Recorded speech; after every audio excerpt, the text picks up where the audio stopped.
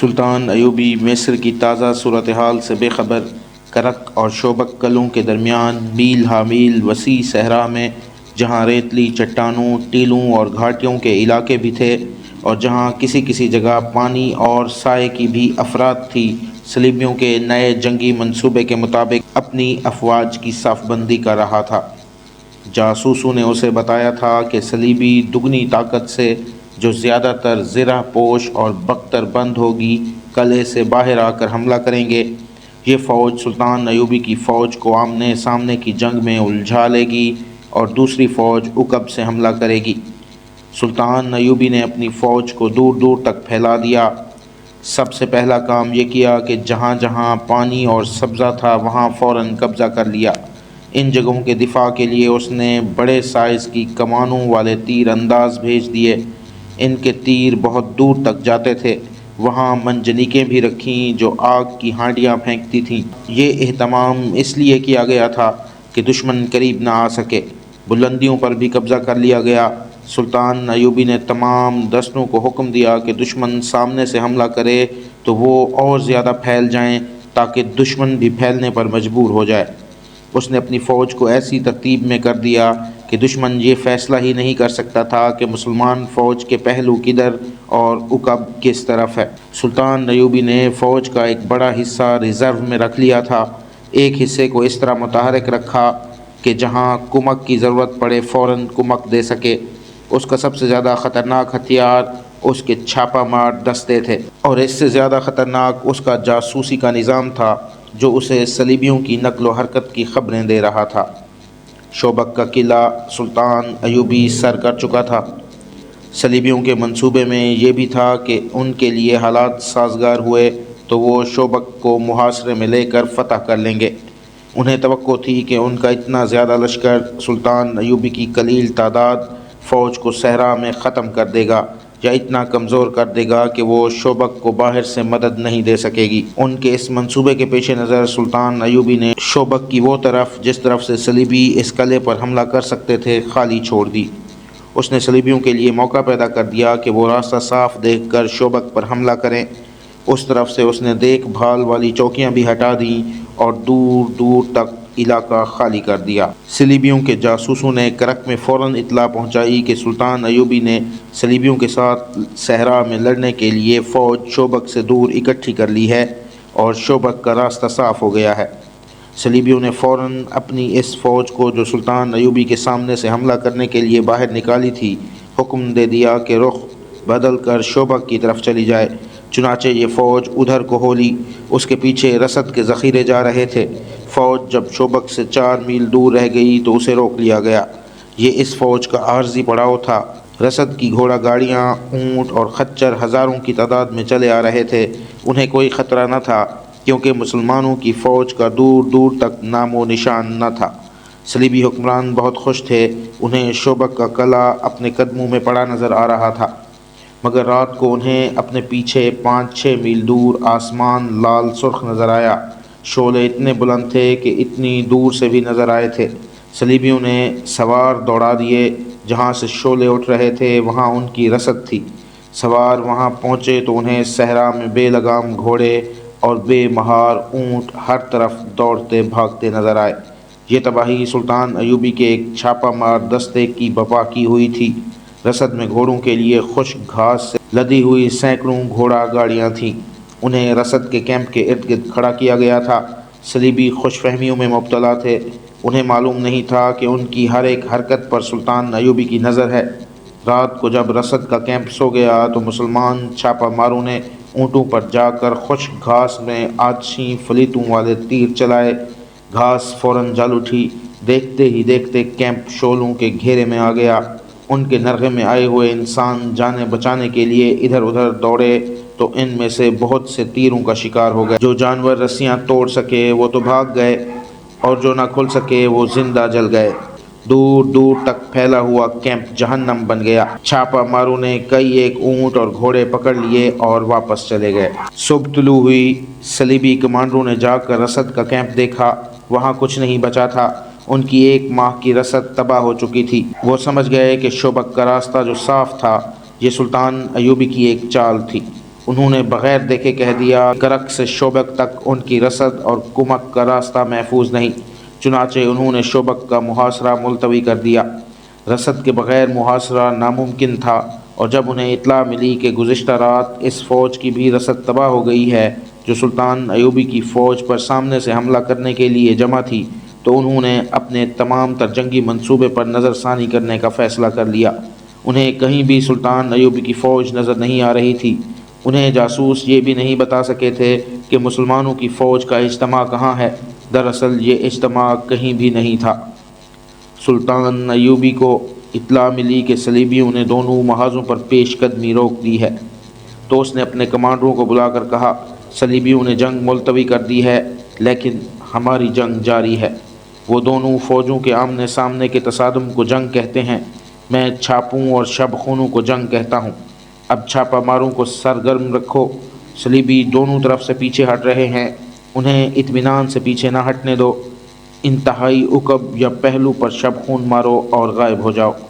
صلیبی آپ کو اپنے سامنے لا کر لڑنا چاہتے ہیں، لیکن میں آپ کو اس میدان میں ان کے سامنے لے جاؤں گا جو آپ کی مرضی کا ہوگا اور جہاں کی ریت بھی آپ کی مدد کرے گی۔ سلطان ایوبی کا کوئی ٹھکانہ نہیں تھا۔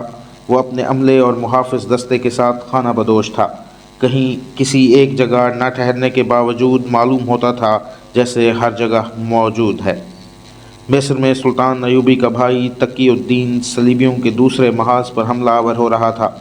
یہ مصر کا جنوب مغربی علاقہ تھا، جہاں کے ڈراؤنے ٹیلوں کے اندر فرعونوں کے ہولناک کھنڈرات میں حضرت عیسیٰ علیہ السلام آسمان سے واپس آنے والے تھے۔ تمام تر علاقہ ایک نئے عقیدے کا پیروکار بن گیا تھا۔ جمعرات کی شام تھی، زائرین کا ہجوم کھنڈر کے غار نما دروازے میں داخل ہو رہا تھا۔ اندر بڑے کمرے میں پراسرار آواز گونج رہی تھی۔ لوگوں کو دیوار پر گناہ گار اور نیکوکار جاتے نظر آ رہے تھے۔ وہاں وہی سما تھا جو ہر جمعرات کے روز ہوا کرتا تھا۔ اچانک اس پراسرار مقدس انسان کی آواز خاموش ہو گئی، جس کے متعلق مشہور تھا کہ گناہ گاروں کو نظر نہیں آتا۔ اس کی بجائے ایک اور آواز سنائی دی، گمراہ انسانوں، آج کی رات گھروں کو نہ جانا، کل صبح تم پر وہ راز فاش ہو جائے گا جس کے لیے تم بے تاب ہو۔ یہاں سے فوراً باہر نکل جاؤ، حضرت عیسیٰ علیہ السلام تشریف لا رہے ہیں، اس کھنڈر سے دور جا کر سو جاؤ۔ بڑے کمرے میں حیرت زدہ لوگوں کو دیوار پر جو چمکتے ہوئے ستارے نظر آتے تھے وہ ماند پڑ گئے۔ اس وقت ان ستاروں میں سے حسین لڑکیاں اور خوبرو مرد ہنستے کھیلتے گزر رہے تھے۔ لوگوں نے دیکھا کہ فوجی قسم کے کچھ آدمی انہیں پکڑ پکڑ کر لے جا رہے ہیں۔ کہیں سے چیخیں بھی سنائی دے رہی تھیں۔ بادل جو گرجتے تھے وہ بھی خاموش ہو گئے۔ لوگوں کے لیے یہ جگہ بڑی ہی مقدس تھی۔ وہ خوف زدہ ہو کر باہر کو بھاگے اور کھنڈر خالی ہو گیا۔ یہ انقلاب تقی الدین اور علی بن سفیان لائے تھے۔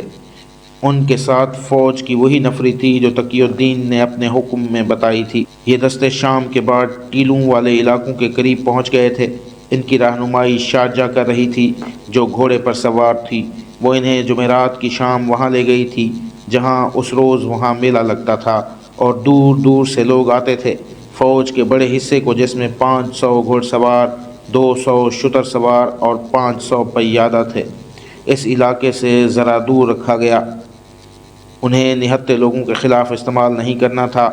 ان کے ذمہ یہ فرض تھا کہ سوڈان کی سرحد پر نظر رکھیں، چونکہ کھنڈروں کے اندر کی تخریب کاری صلیبیوں اور سوڈانیوں کی پشت پناہی پر ہو رہی تھی۔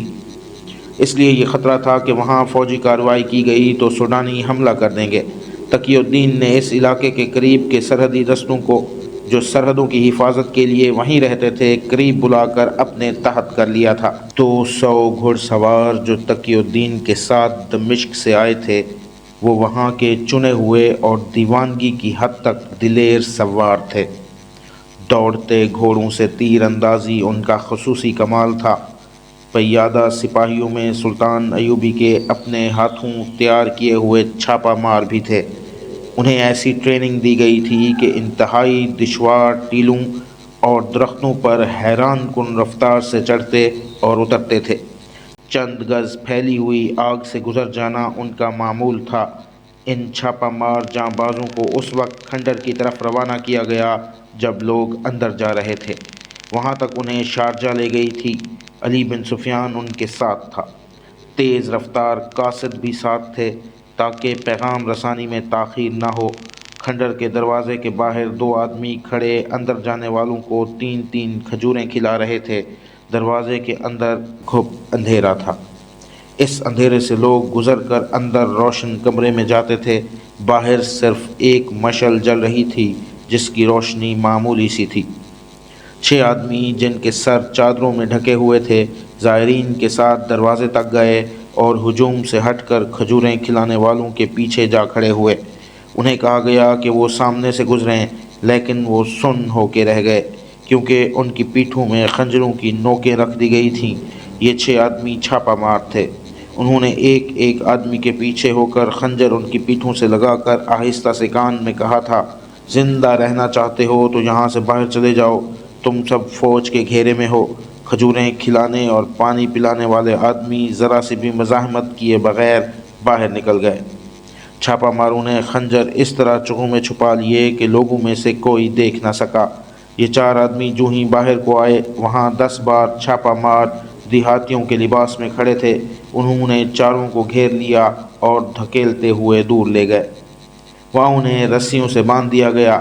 6 چھاپا مار جو کھجوروں اور پانی کے مشکیزوں کے پاس رہ گئے تھے، انہوں نے اندر جانے والے لوگوں سے کہنا شروع کر دیا کہ کھجوریں اور پانی کے بغیر اندر جاؤ کیونکہ اندر سے نیا حکم آیا ہے۔ سیدھے سادے دیہاتی اندر چلے گئے۔